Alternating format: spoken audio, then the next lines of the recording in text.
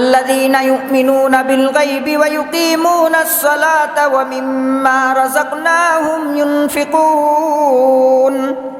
সূরাতুল বাকারার শুরুতে মহান আল্লাহ তাআলা মুত্তাকিদের গুণগত পরিচয় দিতেছেন। মুত্তাকিদের 5টা গুণগত পরিচয় দিতে গিয়া প্রথম নম্বর পরিচয় আল্লাহ উল্লেখ করছেন। মুত্তাকিদের প্রথম নম্বর গুণগত পরিচয় হইল তারা গায়বের প্রতি বিশ্বাস স্থাপন করে তথা ইলমে ওহীর মাধ্যমে আগত বিষয়গুলোকে মনে প্রাণে বিশ্বাস করে।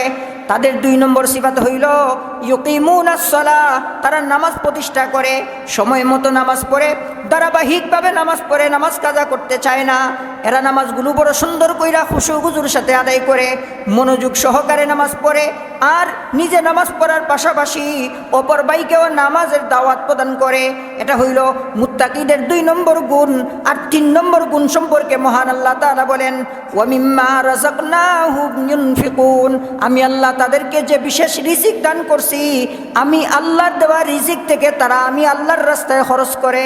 আলহামদুলিল্লাহ নাহমাদুহু ওয়া নাস্তাঈনুহু ওয়া নাস্তাগফিরুহু ওয়া নু'মিনু বিহি ওয়া নাতাওয়াক্কালু আলাইহি ওয়া নাউযু বিল্লাহি মিন শুরুরি আনফুসিনা ওয়া মিন সাইয়্যাতি আ'মালিনা। من يهده الله فلا مضل له ومن يضلله فلا هادي له ونشهد أن لا إله إلا الله وحده لا شريك له ونشهد أن سيدنا وسندنا وحبيبنا ومولانا محمدا عبده ورسوله صلى الله تعالى عليه وعلى آله وأصحابه وبارك وسلم. أما بعد فأعوذ بالله من الشيطان الرجيم. بسم الله الرحمن الرحيم. الذين يؤمنون بالغيب ويقيمون الصلاة ومما رزقناهم ينفقون.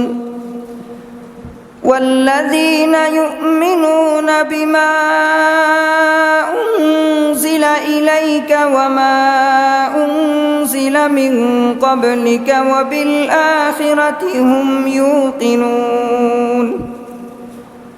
أولئك على هدى من ربهم وأولئك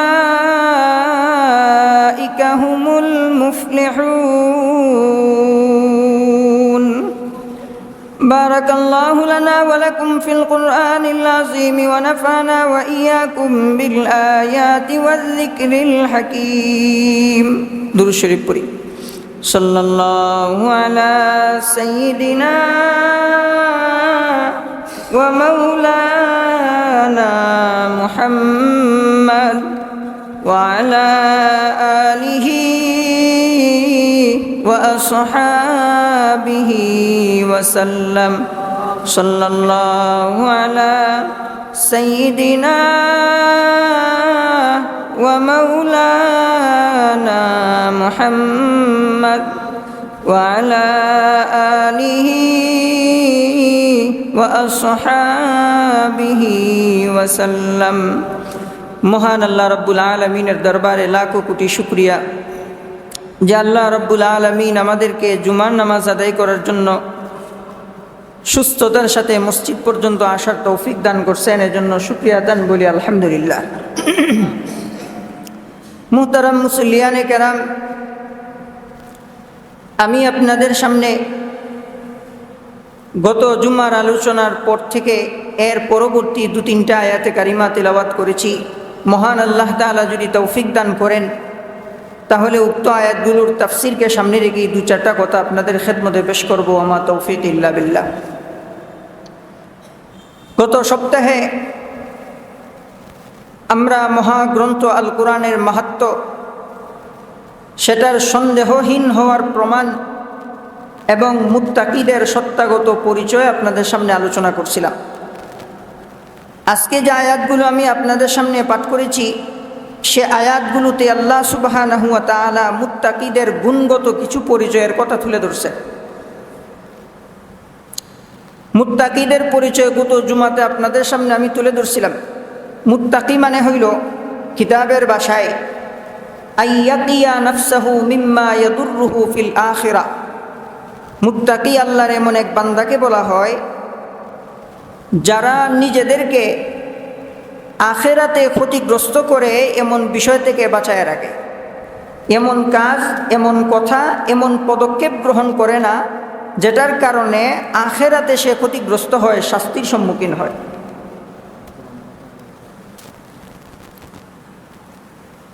এই সপ্তাহে মুত্তাকিদের গুণগত পরিচয় আমি আপনাদের সামনে তুলে ধরব। চলুন আমরা আয়াতে যাই। আল্লাহ সুবহানাহু ওয়া তাআলা বলেন আল্লাযীনা ইউমিনুনা বিল গায়ব। এখান থেকে মুত্তাকিদের গুণগত পরিচয় আলোচনা শুরু। আল্লাহ তাআলা মুত্তাকি বান্দাদের 5টা পরিচয় দিয়েছেন, 5টা গুণ বর্ণনা করছেন। যাদের মধ্যে এই 5টা গুণ পাওয়া যাবে এরা হইল মুত্তাকি, এরা হইল মুত্তাকি। আজকের আলোচনার বিষয় হইল, মনোযোগ দিয়ে আমরা খেয়াল করব, 5টা গুণ ভালো করে বোঝার চেষ্টা করব। আর আমার মধ্যে এই 5টা গুণ আছে কিনা একটু পরীক্ষা করব। যদি থাকে তাহলে মনে মনে বোঝা যাবে আলহামদুলিল্লাহ আমিও মুত্তাকি, পুরস্কারের আশা করা যায়। আর যদি এই 5টা গুণ আমাদের মধ্যে না থাকে তাহলে আমরা মুত্তাকি না, এখনও মুত্তাকি হওয়ার জন্য আমাদের মেহনত করা বাকি আছে। আল্লাহ তাআলা মুত্তাকিদের 1 নম্বর গুণ বলেন আল্লাযীনা ইউমিনুনা বিল গায়ব। সরল তর্জমা হইল যারা গায়বের প্রতি বিশ্বাস স্থাপন করে। গায়ব বলতে কি বোঝায়? গায়ব বলতে হইল এমন জ্ঞানের প্রতি বিশ্বাস স্থাপন করা যেই জ্ঞান আমাদের পঞ্চ ইন্দ্রিয়ের মাধ্যমে অর্জন হয় না, আকলের মাধ্যমে অর্জন হয় না, বরং একমাত্র ইলমে ওহির মাধ্যমে অর্জন হয়। যেই জ্ঞান পঞ্চ ইন্দ্রিয়ের মাধ্যমেও পাইছি না, যেই জ্ঞান আকলের মাধ্যমেও পাইছি না, একমাত্র ওহির মাধ্যমে, কোরআনের মাধ্যমে জানছি, বুঝছি, সেই বিষয়গুলোর প্রতি বিশ্বাস স্থাপন করা হইল গায়ব বিশ্বাস করা। বিষয়টার একটু বিস্তারিত বলি। মহান আল্লাহ তাআলা আমাদেরকে জ্ঞান অর্জনের জন্য বিশেষ 3টা পথ দান করছেন, 3টা সিস্টেম দান করছেন। 3ভাবে আমরা অজানা বস্তুকে জানতে পারি, আমরা জ্ঞান অর্জন করতে পারি। 1 নম্বর হইল আমাদের পঞ্চ ইন্দ্রিয়, দৃষ্টিশক্তি, শ্রবণ শক্তি, ঘ্রাণ শক্তি, স্বাদ শক্তি এবং ত্বক শক্তি। কোন বস্তুর কালার কীরকম, সুন্দর না বিশ্রী, সাদা না কালো, এটা আমরা দৃষ্টিশক্তির মাধ্যমে, চোখের মাধ্যমে বুঝতে পারি। কোন বস্তুর ঘ্রাণ কীরকম, সুঘ্রাণ নাকি দুর্গন্ধ, এটা বোঝার ক্ষমতা আল্লাহ তাআলা নাকের মধ্যে দান করছেন, এটাকে বলা হয় ঘ্রাণ শক্তি। কোন বস্তুর আওয়াজ কীরকম, আওয়াজটা ভালো না মন্দ, আওয়াজের মাধ্যমে বস্তু চিনার মতো যে শক্তি, সেটা হলো শ্রবণ শক্তি, আল্লাহ দান করছেন আমাদের কানে।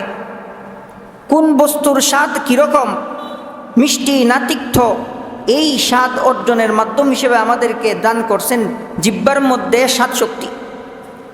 আর আবহাওয়া ঠান্ডা না গরম বুঝার জন্য দান করছেন আমাদের ত্বক শক্তি, যেই ত্বক শক্তিটাকে আমাদের দেহে, আমাদের চামড়ায়। এই হলো পঞ্চ ইন্দ্রিয়। এই পঞ্চ ইন্দ্রিয়ের মাধ্যমে আমরা অনেক বস্তুর জ্ঞান অর্জন করতে পারি, ভালো মন্দ বুঝতে পারি। আবারও আমি পঞ্চ ইন্দ্রিয়গুলো বলি। দৃষ্টিশক্তি, শ্রবণ শক্তি, দৃষ্টিশক্তি থাকে আমাদের কানে, শ্রবণ শক্তি, দৃষ্টিশক্তি থাকে আমাদের চোখে, শ্রবণ শক্তি থাকে আমাদের কানে। 3 নম্বরে হইল ঘ্রাণ শক্তি, তাকে আমাদের নাকে। আর 4 নম্বর হইল স্বাদ শক্তি, যেটা থাকে আমাদের জিহ্বায়। আর 5 নম্বর হইল ত্বক শক্তি, যেটা থাকে আমাদের চামড়ায়। এই পঞ্চ ইন্দ্রিয়ের মাধ্যমে আমরা অজানা বস্তুর জ্ঞান অর্জন করতে পারি। 2 নম্বরে আল্লাহ তাআলা আমাদেরকে আরও একটা মাধ্যম দান করছেন অজানা বিষয়কে জানার জন্য, সেটা হইল আকল বা বিবেক। আকলের মাধ্যমেও আমরা জ্ঞান অর্জন করতে পারি। আপনি এখানে বসে আছেন, দূর এক জায়গায় দেখতেছেন আকাশে ধোঁয়া উঠতেছে। ধোঁয়া দেখে আপনি বুঝে ফেললেন নিশ্চয়ই সেখানে আগুন আছে। আগুন, আগুন কিন্তু আপনি চোখে দেখেন নাই, ধোঁয়া দেখছেন। ধোঁয়া দেখে বুঝে ফেললেন ওইখানে মনে হয় আগুন আছে। এই যে দুয়ার উপর আপনি বিবেক খাটাইলেন আর আগুন টাকার জ্ঞান আপনার অর্জন হইল, এটাকে বলা হয় বিবেক শক্তি, আকল শক্তি। এটা থাকে আমাদের মস্তিষ্কে। পঞ্চ ইন্দ্রিয়ের মাধ্যমেও আমাদের জ্ঞান অর্জন হয়, আকল শক্তির মাধ্যমেও, বিবেক শক্তির মাধ্যমেও আমাদের জ্ঞান অর্জন হয়। এই গেল দুই মাধ্যম। 3 নম্বর আল্লাহ তাআলা আমাদেরকে আরেকটা মাধ্যম দান করছেন, সেটা হইল ইলমে ওহী। ইলমে ওহীর মাধ্যমে এমন জ্ঞান অর্জন হয় যেই জ্ঞান পঞ্চ ইন্দ্রিয়ের মাধ্যমেও অর্জন হয় না, যেই জ্ঞান আকলের মাধ্যমেও অর্জন হয় না। একটা উদাহরণ দিয়ে আপনাদেরকে বুঝাই। আমি আপনাদের সামনে বসে আছি, আমি একজন মানুষ। আমি যে একজন মানুষ এ কথাটা আপনি বুঝে ফেললেন আপনার দৃষ্টিশক্তির মাধ্যমে। যখন আমাকে আপনি দেখলেন, আমার কথা আপনি শুনলেন, তখন বুঝে ফেললেন আমি একজন মানুষ। এই যে মানুষ হওয়ার জ্ঞানটা আপনার অর্জন হইল পঞ্চ ইন্দ্রিয়ের মাধ্যমে। আপনি যখন আমাকে নিয়ে বিবেক খাটাবেন, বুদ্ধি খাটাবেন, একটু চিন্তা ফিকির করবেন, তখন আপনার মাথায় একথা আসবে যে সে যখন একজন মানুষ, সুতরাং তাকে একজন বানানেওয়ালা আছে, তার একজন সৃষ্টিকর্তা আছে। কারণ পৃথিবীতে কোনো কিছু আপনা আপনি হয় না, সব কিছুকেই একজন বানাইতে হয়, নির্মাণকারী থাকতে হয়। বিদায় এই লোকটাকেও একজন বানানেওয়ালা অবশ্যই আছে। এই যে আমার সৃষ্টিকর্তা, আমার আল্লাহ আছেন, আমাকে বানানেওয়ালা একজন আছেন, এই জ্ঞানটা পঞ্চ ইন্দ্রিয়ের মাধ্যমে অর্জন হয় না, আকলের মাধ্যমে অর্জন হয়। কথা কি আপনারা বুঝতেছেন? আমি একজন মানুষ, এই জ্ঞান অর্জন হইল পঞ্চ ইন্দ্রিয়ের মাধ্যমে। আমার একজন বানানেওয়ালা আছে, এই জ্ঞান অর্জন হইল আকলের মাধ্যমে। আরেকটা বিষয় জানা দরকার, সেটা হইল আল্লাহ যে লোকটাকে বানাইলেন, কেন বানাইলেন, কোন কাজের জন্য তাকে বানাইলেন, এই জ্ঞানটা, তাকে বানানোর উদ্দেশ্য কি, এই উদ্দেশ্য সম্পর্কে পঞ্চ ইন্দ্রিয়ের দ্বারাও আমাদের কোনো জ্ঞান হাসিল হবে না, আকলের মাধ্যমেও হাসিল হবে না। আল্লাহ আমাকে কেন বানাইলেন, এই জ্ঞান জানার জন্য ইলমে ওহীর প্রয়োজন। পঞ্চ ইন্দ্রিয়ের মাধ্যমে, আকলের মাধ্যমে যেটা জানা যায় না, ওহীর মাধ্যমে সেটা জানা যায়। পঞ্চ ইন্দ্রিয়ের মাধ্যমে স্বাভাবিক জ্ঞান অর্জন হয়, আকলের মাধ্যমে এর চাইতে আরেকটু গভীরের জ্ঞান অর্জন হয়, আর ইলমে ওহীর মাধ্যমে তার চাইতে আরও উন্নত জ্ঞান অর্জন হয়। সহজ কথায় ইলমে ওহীর মাধ্যমে এমন এক মহান জ্ঞান অর্জন হয় যেটা আকলের মাধ্যমে অর্জন হয় না, আবার আকলের মাধ্যমে এমন গভীর জ্ঞান অর্জন হয় যেটা পঞ্চ ইন্দ্রিয়ের মাধ্যমে অর্জন হয় না।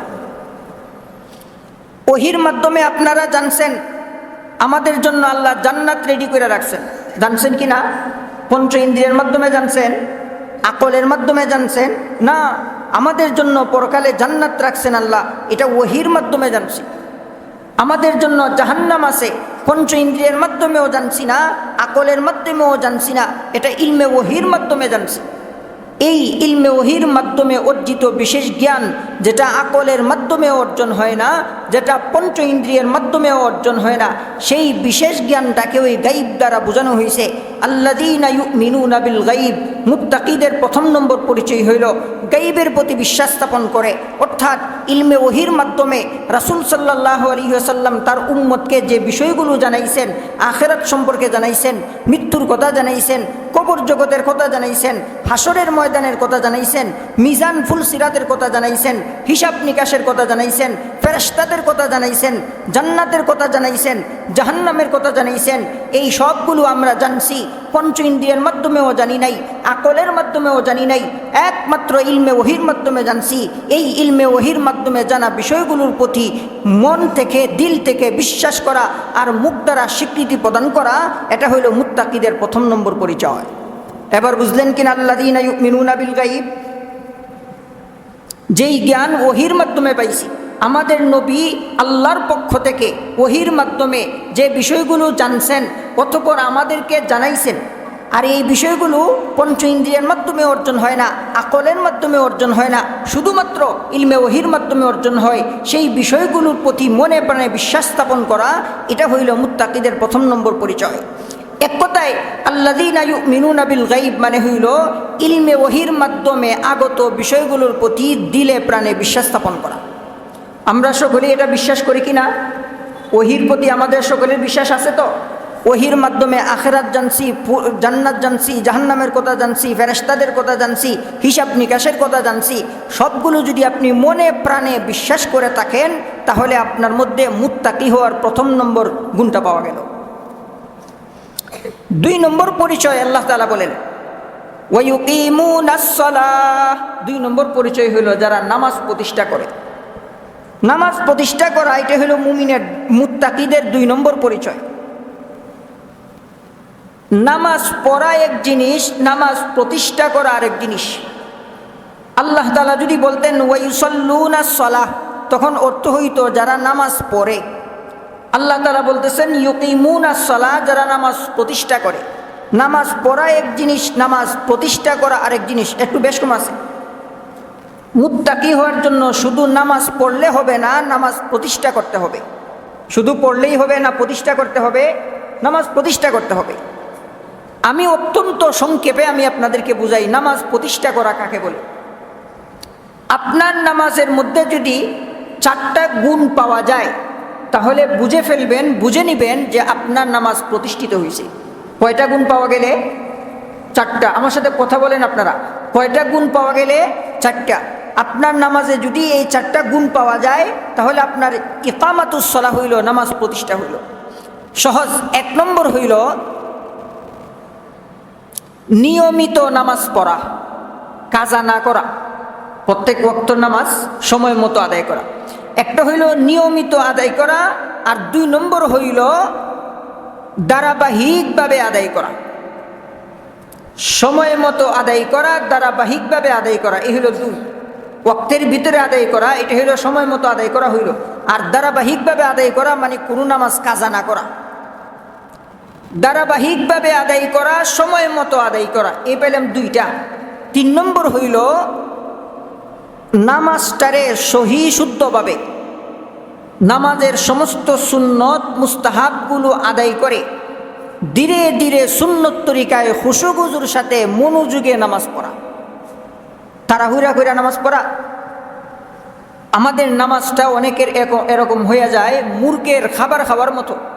মুরগের সামনে খাবারের দানা ছুঁড়ে ফেললে সে যেমন জটপট জটপট টুকর দিয়া দিয়া খায়া দ্রুত শেষ করে ফেলে, আমাদের নামাজটাও এরকম হয়ে যাইতেছে যে কখন কত দ্রুত পারি যে সুন্নতটা পড়া শেষ করি, নামাজটা আদায় করে শেষ করে দৌড় দিই। এই মুরগের খাবার খাওয়ার মতো যদি নামাজ পড়ি, তাহলে আমাদের এই নামাজ ইকামাতুস সালাহ হবে না।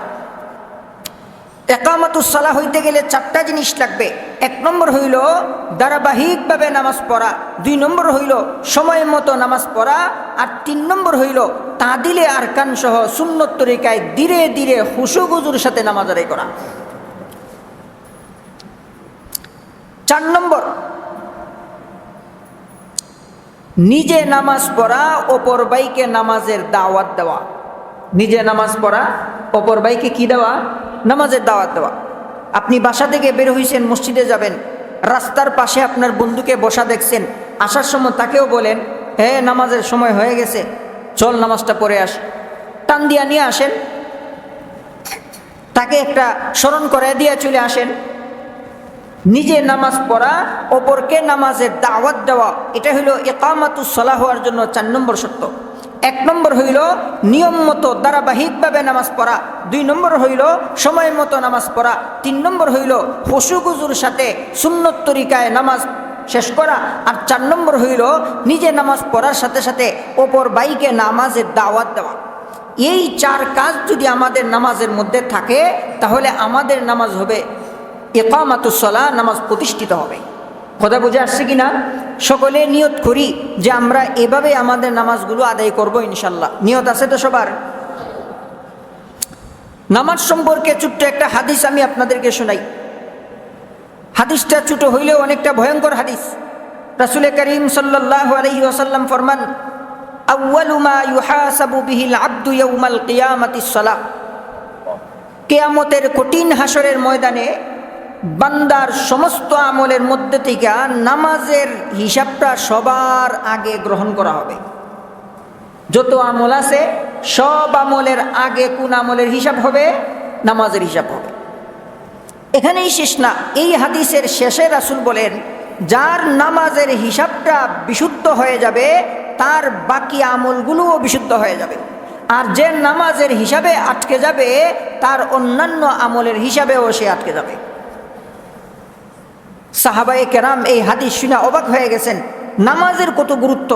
রাসূল দুইটা কথাই বলছেন, যার নামাজের হিসাব ঠিক তার সমস্ত আমলের হিসাবও ঠিক, আর যে নামাজের হিসাবে আটকে যাবে সে অন্যান্য আমলের হিসাবেও আটকে যাবে।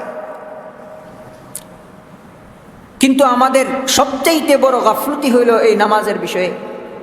মাশাআল্লাহ, সম্পদশালীরা যাকাত দিতে প্রস্তুত, হজ ফরজ হয়ে গেলে আমরা হজে যাওয়ার জন্য রওনা দিয়ে দিই, দান খায়রাতও মাঝে মধ্যে করি, কিন্তু নামাজের ব্যাপারে আমাদের বড় অবহেলা।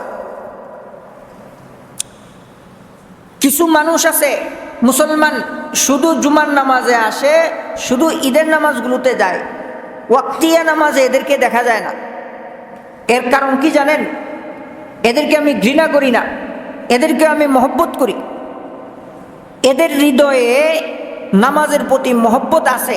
যারা নামাজ পড়ে তাদেরকে হে মায়া করে, মাঝে মধ্যে আফসুস করে যে রে আমি নামাজে যাই না। নামাজে কেন যায় না জানেন?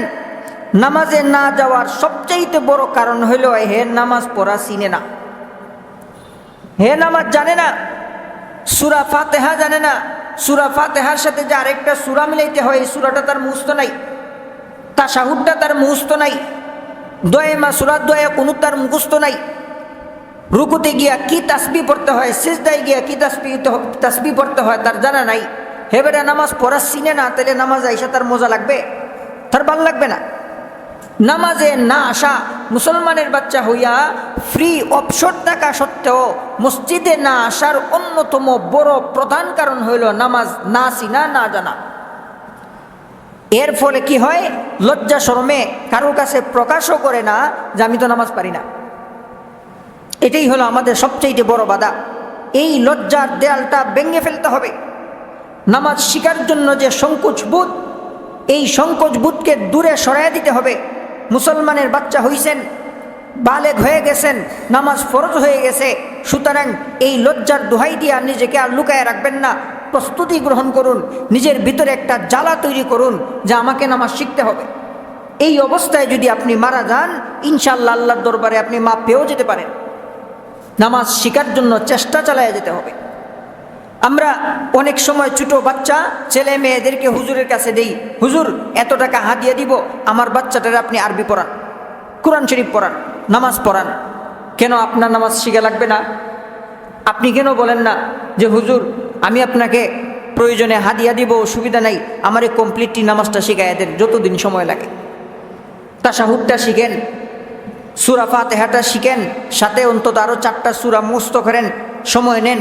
আপনার ফ্রি টাইমে হুজুরের কাছে আসেন, কিংবা হুজুরকে আপনার বাসায় নেন, আপনার পছন্দ মতো যেভাবেই হোক, যেভাবে সহজ হয় নামাজটা আপনাকে শিখতে হবে।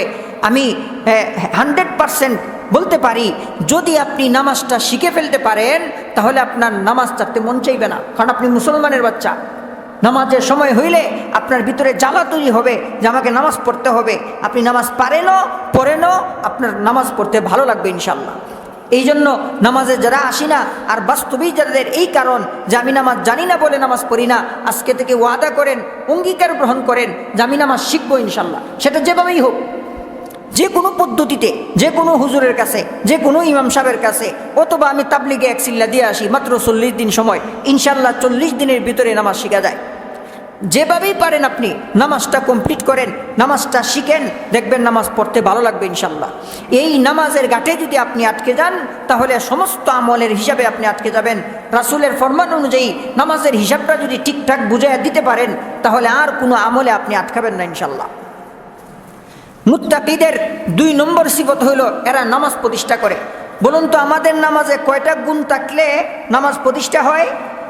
4টা গুণ থাকলে নামাজ প্রতিষ্ঠা হয়। আলহামদুলিল্লাহ মনে আছে। 1 নম্বর নিয়ম মতো নামাজ পড়া, 2 নম্বর ওয়াক্ত মতো নামাজ পড়া, 3 নম্বর নামাজটাকে খুশু খুশুর সাথে সুন্নত তরিকায় মনোযোগ সহকারে আদায় করা, আর 4 নম্বর হইল নিজে নামাজ পড়ার সাথে সাথে অপর বাইকেও দাওয়াত দিয়ে আসা। এই 4 কাজ আমরা নামাজের মধ্যে ফিট করব, ইনশাল্লাহ আমাদের নামাজ প্রতিষ্ঠা হবে এবং এই প্রতিষ্ঠার মাধ্যমে আমরা মুত্তাকিদের 2 নম্বর পরিচয়টা লাভ করব। আল্লাহ তাআলা আমাদের সবাইকে মুত্তাকি বানায় দেখ, সবাই বলেন আমিন।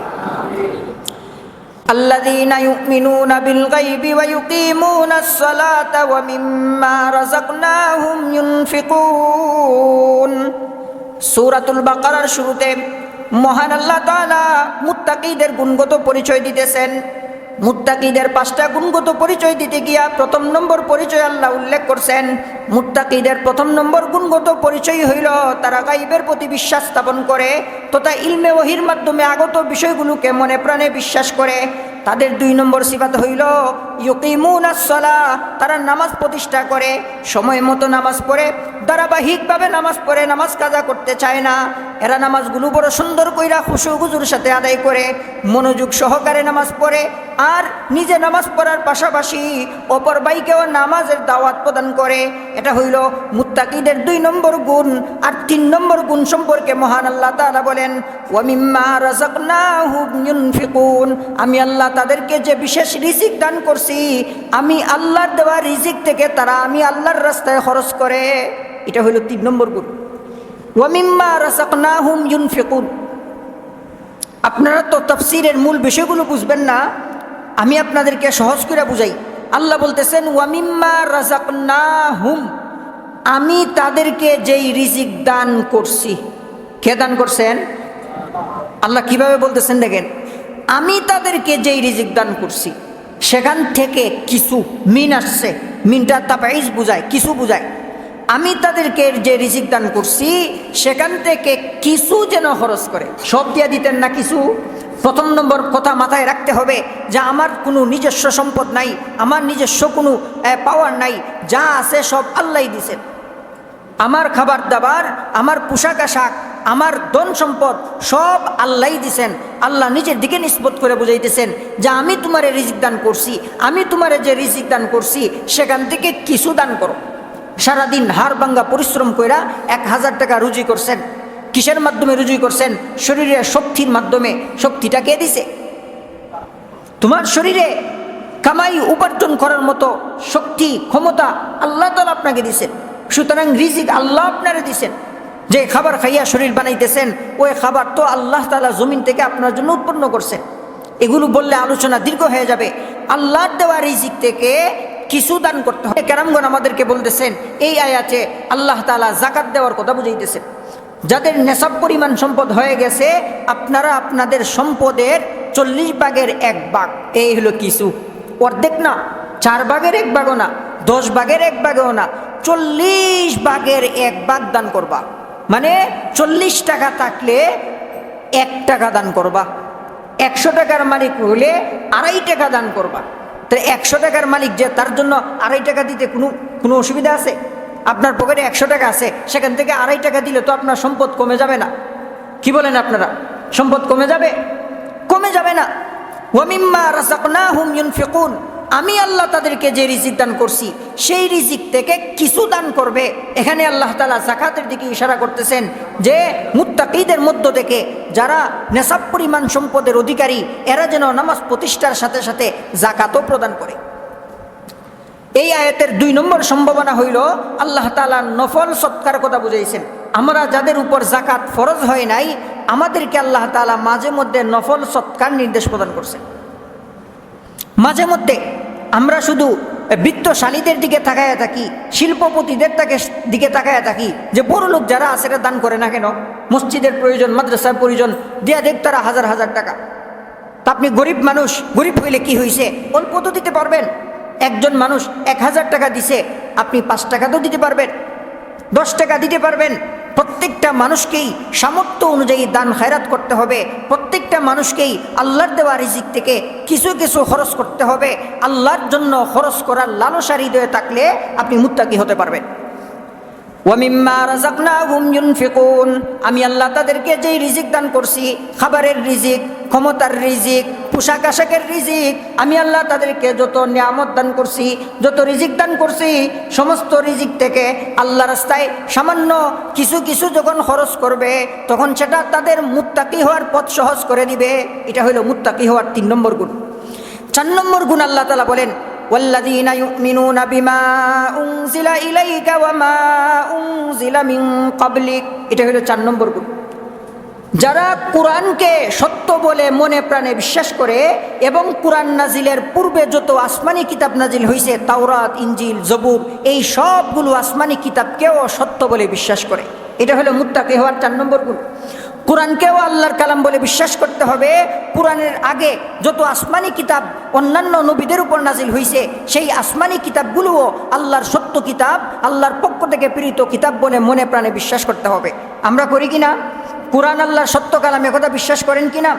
কোরআন ছাড়া অন্যান্য যত কিতাব নাজিল হয়েছে সবগুলো আল্লাহ তাআলা সত্য কিতাব, সত্য কোরআন, সত্য কিতাব, সত্য নবীর উপর নাজিল হয়েছে, এই বিশ্বাস হৃদয়ে লালন করতে হবে।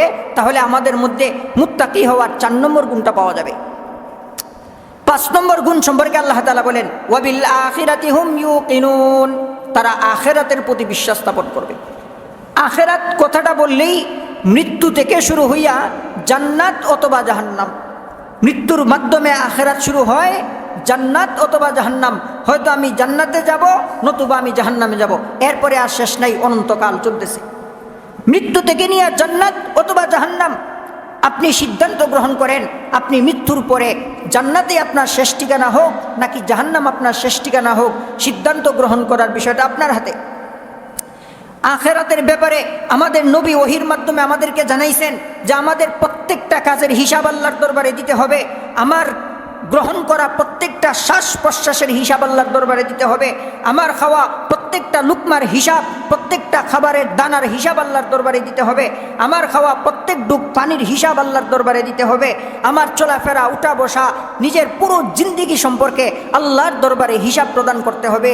এটাই হইল আখিরাতের প্রতি বিশ্বাস স্থাপন করা। এই কথা দিলের মধ্যে গাঁথা যে একদিন আমার এই জীবন শেষ হবে আর একদিন আমার পুরো জিন্দেগি সম্পর্কে আল্লাহর দরবারে দাঁড়াইয়া হিসাব দিতে হবে। এটাই হলো মুত্তাকি হওয়ার 5 নম্বর গুণ। এই 5 গুণ যাদের মধ্যে পাওয়া যাবে, এদের ব্যাপারে আল্লাহ তাআলা বলেন উলাইকা আলা হুদাম মির রাব্বিহিম, তারাই তাদের রবের হেদায়েতের উপর আছে, সরল পথের মধ্যে আছে। ওয়া উলাইকা হুমুল মুফলিহুন, আর এরা দুনিয়াতেও সফল কাম, এরা আখিরাতেও সফল কাম। 5টা গুণ আবার আমরা একবার মুযাকারা করে নিই।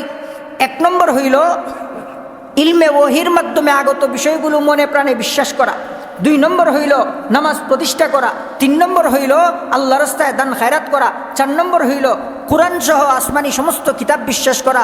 আর 5 নম্বর হইল আখিরাতের প্রতি বিশ্বাস স্থাপন করা। এই 5 গুণ যদি আমাদের মধ্যে থাকে, আলহামদুলিল্লাহ আমরা মুত্তাকি। মুফাসসিরিনে কেরাম যে কথাটা সর্বশেষ আমাদেরকে বলছেন, এই কথাটা বলি আলোচনা শেষ। মুত্তাকিদের 5 গুণের মধ্যে 3টা গুণই বিশ্বাসের সাথে সম্পৃক্ত। প্রথম গুণ ইলমে ওহির মাধ্যমে আগত বিষয় বিশ্বাস করা, এই যে দিলের সাথে সম্পর্ক। এরপরে আছে কোরআন এবং আসমানি কিতাব বিশ্বাস করা, বিশ্বাসের সাথে সম্পর্ক। সর্বশেষ যেটা আখিরাত বিশ্বাস করা, এটাও দিলের সাথে সম্পর্ক। আমলের সাথে সম্পর্ক মাত্র 2টা, একটা হইল নামাজ পড়া আর একটা হইল দান খায়রাত করা। আর 3টা গুণই বিশ্বাসের সাথে সম্পৃক্ত। এই বিশ্বাসের সাথে সম্পৃক্ত কেন? বিশ্বাসের বড় দাম আছে। মুফাসসিরিনে কেরামগণ বলতেছেন যে আল্লাহ তাআলা বান্দার দিল চাইতেছেন, দিল, যেই দিলের মধ্যে এই বিশ্বাস বসে যাবে যে একদিন আমাকে মরতে হবে, আমাকে একদিন আখিরাতে উঠতে হবে, আমাকে পুনরায় জীবিত করা হবে, আমার থেকে হিসাব গ্রহণ করা হবে, আমার থেকে হিসাব চাওয়া হবে, আমাকে জান্নাতে দেওয়া হবে অথবা আমাকে জাহান্নামে পাঠানো হবে। এই আখিরাত সম্পর্কে বিশ্বাস যেই বান্দার অন্তরে গাঢ় হয়ে যাবে, ওই বান্দা পাপ কাজে জড়াইতে পারে না, ওই বান্দা দুনিয়ার তুচ্ছ সম্পদ অর্জনের জন্য আরেকজনের মাথায় বাড়ি দিতে পারে না, ওই বান্দা পাওয়ার প্রতিপত্তি প্রকাশ করার জন্য আরেকজনের উপর জুলুম নির্যাতন করতে পারে না। সব সময় তার একটাই ফিকির থাকবে কিভাবে আখিরাতে ফাঁস করা যায়, সব সময় একটাই চিন্তা থাকবে কিভাবে আল্লাহর আদালতে মুক্তি পাওয়া যায়। দুনিয়া নিয়ে টেনশন করার, দুনিয়া কামানোর জন্য তাড়াহুড়া করার, দুনিয়ার জন্য জুলুম অত্যাচার করার, গুনাহে জড়ায় পড়ার কোনো লালসা তার ভিতরে থাকবে না। সমাজ সুন্দর হবে, দেশ সুন্দর হবে ইনশাআল্লাহ।